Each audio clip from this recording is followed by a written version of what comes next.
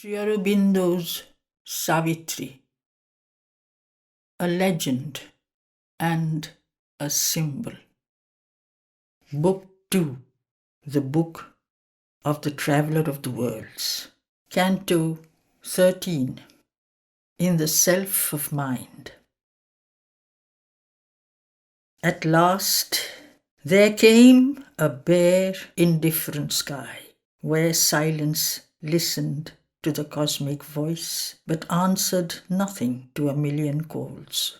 The soul's endless question met with no response. An abrupt conclusion ended eager hopes, a deep cessation in a mighty calm, a finish line on the last page of thought, and a margin, and a blank of wordless peace.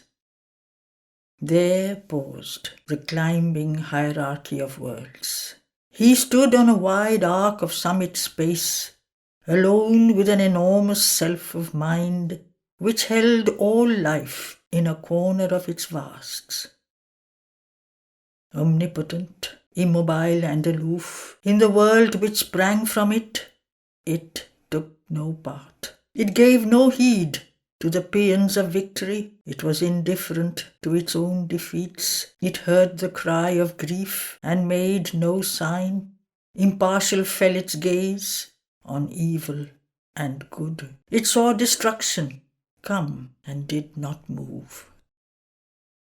An equal cause of things, a lonely seer and master of its multitude of forms, it acted not, but bore all thoughts and deeds, the witness lord of nature's myriad acts, consenting to the movements of her force. His mind reflected this vast quietism.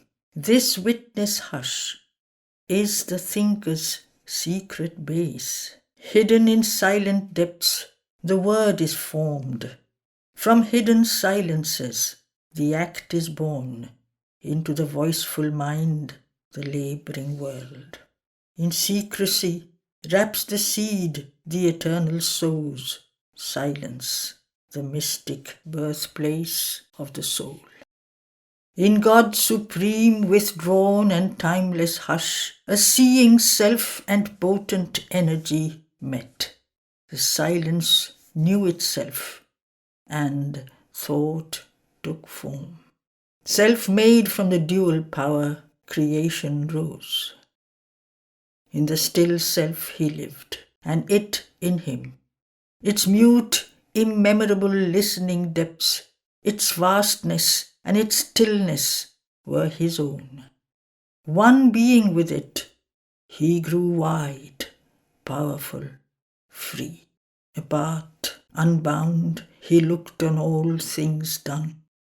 As one who builds his own imagined scenes and loses not himself in what he sees, spectator of a drama, self-conceived, he looked on the world and watched its motive thoughts with the burden of luminous prophecy in their eyes.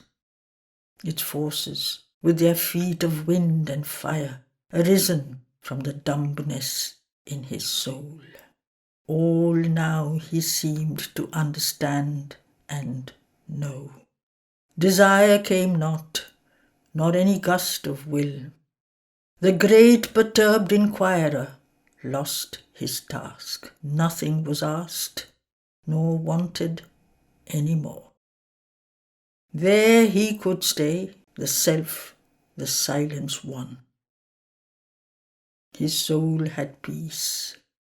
It knew the cosmic whole.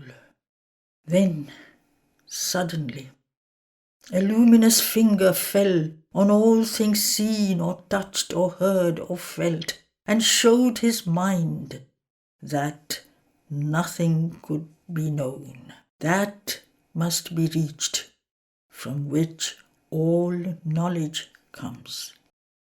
The skeptic ray disrupted all that seems and smote at the very roots of thought and sense. In a universe of nescience they have grown, aspiring towards a superconscious sun, playing in shine and rain, from heavenlier skies. They never can win, however high their reach, or overpass, however keen their probe.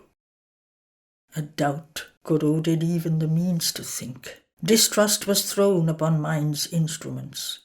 All that it takes for reality's shining coin, proved fact, fixed inference, deduction clear, firm theory, assured significance, appeared as frauds upon time's credit bank, or assets valueless in truth's treasury. An ignorance on an uneasy throne, travestied with a fortuitous sovereignty, a figure of knowledge garbed in dubious words and tinsel thought forms, brightly inadequate. A labourer in the dark, dazzled by half-light. What it knew was an image in a broken glass. What it saw was real, but its sight untrue. All the ideas in its vast repertory were like the mutterings of a transient cloud that spent itself in sound and left no trace. A frail house hanging in uncertain air, the thin ingenious web round which it moves, put out a while on the tree of the universe and gathered up into itself again, was only a trap to catch life's insect food, winged thoughts that flutter fragile in brief flight, but dead once captured in fixed forms of mind. Aims puny, but looming large in man's small scale, flickers of imagination's brilliant gauze, and cobweb-wrapped beliefs alive no more. The magic hut of built-up certitudes, made out of glittering dust and bright moonshine, in which it shrines its image of the real, collapsed into the nescience whence it rose. Only a gleam was there of symbol facts that shroud the mystery lurking in their glow, and falsehoods based on hidden realities by which they live until they fall from time. Our mind is a house haunted by the slain past, ideas soon mummified, ghosts of old truths, God's spontaneities tied with formal strings and packed into drawers of reason's trim bureau, a grave of great lost opportunities, or an office for misuse of soul and life, and all the waste man makes of heaven's gifts, and all his squanderings of nature's store, a stage for the comedy of ignorance. The world seemed a long aeonic failure's scene. All sterile grew, no base was left secure. Assailed by the edge of the convicting beam, the builder reason lost her confidence in the successful slate and turn of thought that makes the soul the prisoner of a phrase. Its highest wisdom was a brilliant guess, its mighty structured science of the worlds a passing light on being's surfaces. There was nothing there but a schema drawn by sense, a substitute for eternal mysteries, a scroll figure of reality, a plan and elevation by the architect word imposed upon the semblances of time. Existence self was shadowed by a doubt. Almost it seemed a lotus leaf afloat on a nude pool of cosmic nothingness. This great spectator and creator mind was only some half-seeing's delegate, a veil that hung between the soul and light, an idol, not the living body of God. Even the still spirit that looks upon its works was some pale front of the unknowable. A shadow seemed the wide and witness self, its liberation and immobile calm, a void recoil of being from time-made things, not the self-vision of eternity. Deep peace was there, but not the nameless force. Our sweet and mighty mother was not there, who gathers to her bosom her children's lives, her clasp that takes the world into her arms in the fathomless rapture of the infinite.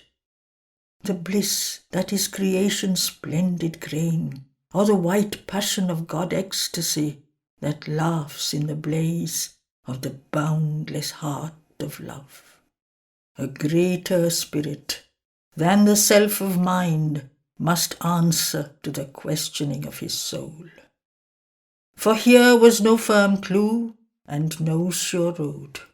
High climbing pathways seized in the unknown. An artist's sight constructed the beyond in contrary patterns and conflicting hues. A part experience fragmented the whole. He looked above, but all was blank and still. A sapphire firmament of abstract thought escaped into a formless vacancy. He looked below, but all was dark and mute. A noise was heard between, of thought and prayer, a strife, a labour without end or pause. A vain and ignorant seeking raised its voice. A rumour and a movement and a call, a foaming mass, a cry innumerable, rolled ever upon the ocean surge of life along the coasts of mortal ignorance. On its unstable and enormous breast, beings and forces, forms, ideas, like waves jostled for figure and supremacy, and rose and rose again in time.